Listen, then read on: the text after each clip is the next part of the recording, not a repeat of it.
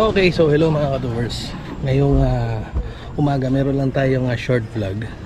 So tutorial lang to para sa mga mahilig mag-DIY dyan kung paano magpalit ng air filter ng Mirage G4 2019 model.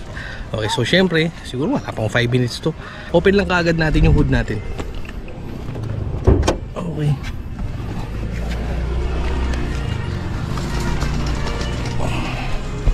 Taas ko muna yung hood.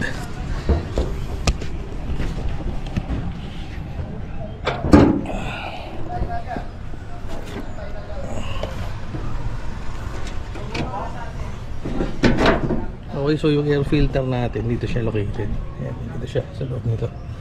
Okay, so buksan lang natin to. Ayan. Dalawa na yan. Pagkabukas niyan, eto yan. Yung air filter natin. Ayan. Okay. So, sulit na to. Ayan. Compare natin dito sa nabili natin sa Lazada. Genuine parts na. Layo. Layo, di ba?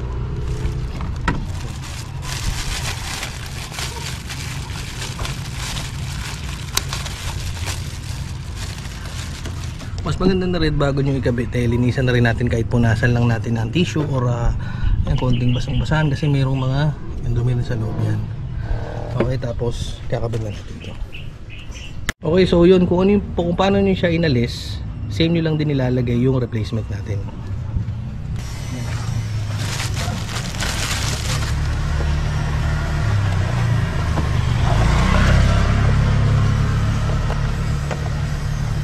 Hindi ko talaga makita.